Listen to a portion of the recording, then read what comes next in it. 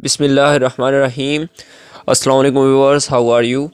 I am Zohaib and you are watching ZB Association YouTube channels. So viewers, in this video I am telling you how to determine the fineness of cement.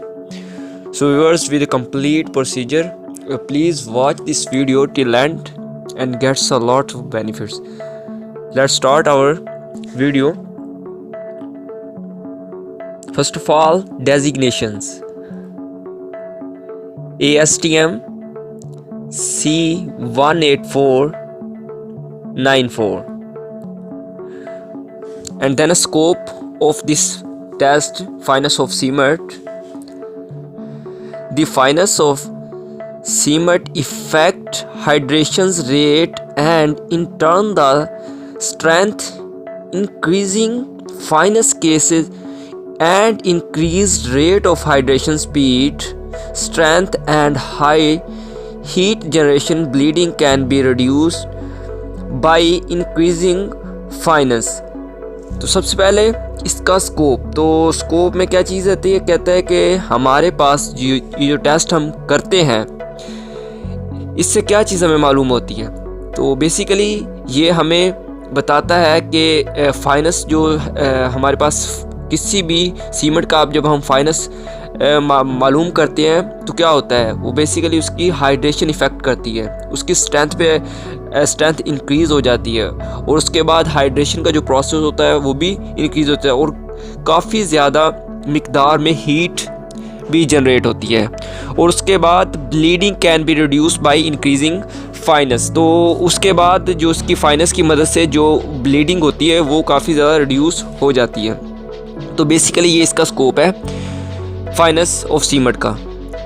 उसके बाद related theory पे आते हैं।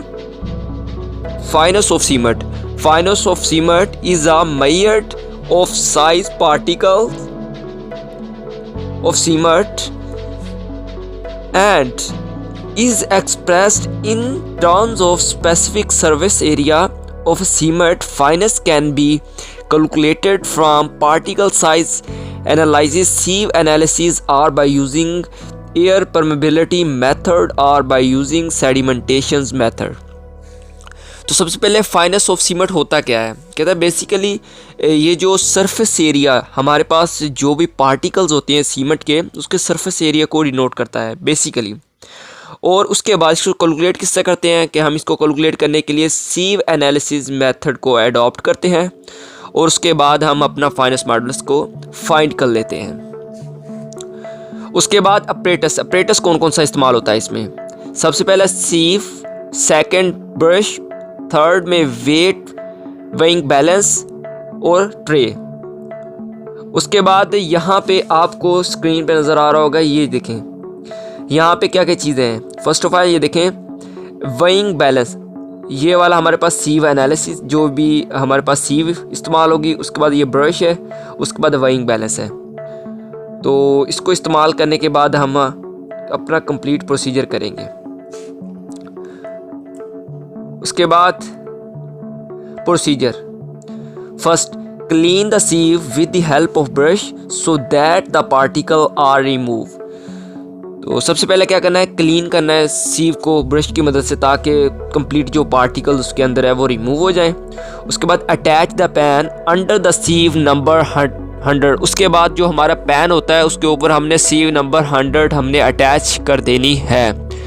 और third जो है हमारा, now place 50 grams of cement in the sieve and covered it with lid. उसके बाद उसको ढक्कन की मदद से ढांप देना है, कोई भी जो भी इस्तेमाल होता है हमारे पास सीव एनालिसिस में। और उसके बाद फोर्थ स्टेप है shake the pan for 3 minutes. तो उसके बाद हमने पैन जो होता है उसको शेक करना है 3 मिनट के लिए, अपवर्ड उसको डायरेक्शन में, downward, left, right.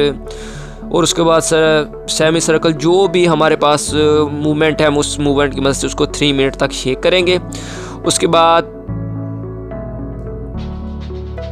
Wait the residual left on the sieve after sieving. उसके बाद जो हमारी सीव नंबर 100 है, जो साइज़ है, उसके ऊपर जो रिटेन करेगी, जो मटेरियल बचेगा उसका हमने वेट कर लेना है, राइट। ओके, उसके बाद वेट करने के बाद क्या करेंगे, हम कैलकुलेशन की तरफ आते हैं। तो कैलकुलेशन में आपको ये टेबल नज़र आ रहा होगा सामने, देखें सब। और उसके बाद initial weight of sample, weight of retained on sieve, percentage of residual जो आएगी वो किस तरह आएगी, जो रिटेन डिवाइडेड बाय हमारे पास जो इनिशियल वेट होगा मल्टीप्लाई 100 से कर देंगे, और एवरेज परसेंटेज ऑफ रेजिड्यूल। तो ये हमारे पास कैलकुलेशन का आपको टेबल नज़र आ रहा है। इस टेबल में हम वैल्यूज़ पुट करेंगे, इसको मिनिमम 3 दफ़ा हम करेंगे अलग-अलग सैंपल से और इसकी वैल्यूज़ निकालेंगे। फाइनेंस ऑफ सीमेंट, तो ये आपको नीचे फाइनेंस ऑफ सीमेंट निकालने का फार्मूला नज़र आ रहा होगा। क्या फार्मूला है यहाँ पे, WR divided by WI multiply by 100, right.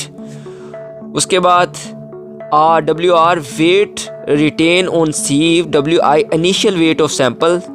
उसके बाद result, the fineness of cement is or not in range of ASTM standard, so it can be or cannot be used for making concrete।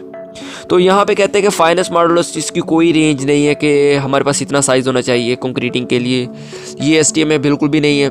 ये आप जो भी concrete just उसका surface area या फिर उसमें वाटर सीमेंट रेशो कितनी डालनी है, क्योंकि हमारे पास जो जितनी ज़्यादा सीमेंट हमारा जितना फाइनेंस होगा उसमें उतनी ज़्यादा वाटर सीमेंट रेशो बढ़ जाएगी। तो जस्ट हम एक्सपेरिमेंट करते हैं उसकी प्रॉपर्टीज़ के लिए कि हमारे पास सीमेंट की प्रॉपर्टीज़ क्या है। उसके बाद प्रिकॉशंस आ गए लास्ट में, while performing the experiment switch off the fans, तो फैंस को स्विच ऑफ कर देना है आपने एक्सपेरिमेंट परफॉर्म करने से पहले। Clean the sieve properly from the bottom of that no particle is left behind. तो जहाँ पे हम एक्सपेरिमेंट करें अगर वहाँ पे कोई कुछ भी पार्टिकल अगर नीचे गिरता है तो हम पहले उठा के उसको सीव के अंदर डालेंगे ताकि हमारे पास वैल्यूज़ बिल्कुल एक्यूरेट आए। उसके बाद cement should be in dry condition, हमारे पास जो सीमेंट होगा ड्राई कंडीशन में होना चाहिए।